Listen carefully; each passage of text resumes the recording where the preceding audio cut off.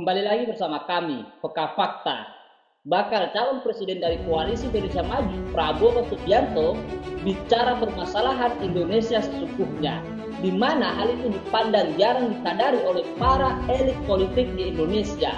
Namun pada kesempatan itu, mula-mula Prabowo Subianto menyinggung makna sesungguhnya kemerdekaan bagi Indonesia, di mana makna tersebut adalah bagian elementer yang hendak diwujudkannya melalui perjuangan Pilpres 2024. Dalam penjelasannya, menurut Capres dari Koalisi Indonesia Maju itu mengatakan bahwa selama ratusan tahun inti masalah Indonesia tidak pernah teratasi. Jadi saudara, kemerdekaan sesungguhnya adalah kemampuan bangsa itu untuk berdiri di atas kaki kita sendiri, untuk memberi penghidupan dan kualitas hidup bagi rakyat kita. Saya kira perjuangan itu tidak berhenti. Ada beberapa intisari yang ingin saya sampaikan. Saudara-saudara, kalau kita tidak tahu masalah, kalau kita tidak tahu apa diagnosa terhadap kekurangan di badan kita, tidak mungkin kita sehat. Yang saya perhatikan adalah bangsa kita, elit kita kadang-kadang tidak mengerti apa yang sedang terjadi kepada bangsa kita. Kita juga kadang-kadang tidak mengerti sejarah kita sendiri. Saudara-saudara, inti masalah yang saya lihat, the real problem of Indonesia adalah bahwa selama ratusan tahun kekayaan Indonesia mengalir keluar dari Indonesia dan tidak tinggal di Indonesia. Ini masalahnya. Dulu akibat penjajahan, tapi begitu kita suruh merdeka secara fisik, kita punya republik, kita punya MPR, DPR, kita punya partai politik, katanya kita punya demokrasi, ya. Tapi fenomena ini tidak berhenti. Yang saya sebut net outflow of national wealth, mengalir keluarnya kekayaan nasional. Kalau kita bertanya apa sebetulnya yang mengakibatkan sehingga bisa begitu, artinya kekayaan Indonesia selalu mengalir ke luar negeri. Menurut dalam pandangannya, masalahnya sebetulnya sederhana, ialah karena bangsa ini atau secara spesifik para elit politik kurang menghargai ajaran-ajaran kita sendiri.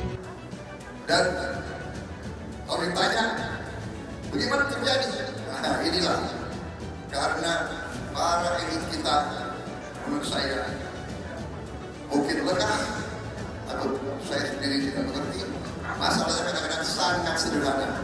Kadang-kadang kita tidak setia kepada ajaran-ajaran kita sendiri.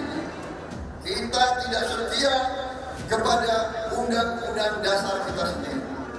Saudara-saudara sekalian, kalau kita ingin bicara tentang kemerdekaan suatu bangsa, tidak bisa kita bicara setengah-setengah, sektor per sektor, parsial per parsial. Kita harus bicara secara spektrum, secara komprehensif, secara holistik. Kita harus bicara ideologi, politik, ekonomi, sosial, budaya. Kita tidak bisa hanya bicara hukum kurang. Kenapa hukum kurang? Karena gaji hakim kurang. Bagaimana gaji hakim kurang? Karena dana kurang. Kenapa dana kurang? Karena mengalir kekayaan nasional ke luar negeri. Uang kita lebih banyak di luar negeri daripada di Indonesia. Kenapa ini terjadi? Karena sistem kita tinggalkan ajaran kita sendiri. Saudara-saudara sekalian, Undang-Undang Dasar 45 Pasal 33 sangat sederhana, sangat eksplisit, tidak perlu diterjemahkan. Perekonomian disusun sebagai usaha bersama berdasar atas azas kekeluargaan. Tidak ada di situ azas kapitalisme neoliberal, tidak ada. Tidak ada azas konglomerasi, tidak ada azas, tapi tidak pernah dibahas.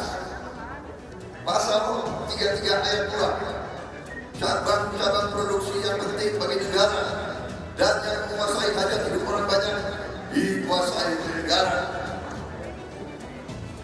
Ayat 3,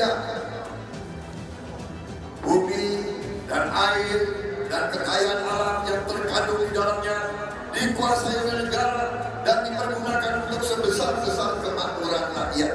Saudara-saudara sekalian, ini adalah pengaman. Ini pasal kunci. Ini pasal pengaman. Pengaman terhadap bumi, air, dan kekayaan alam. Kalau ini tidak kita gunakan, mengalir terus ke luar negeri, saudara. Dan kita tidak mungkin menjadi negara maju.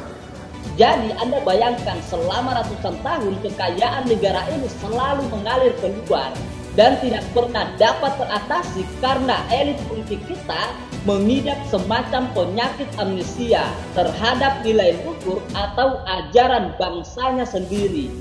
Bagaimana pendapat Anda? Silahkan berkomentar dengan cara satir.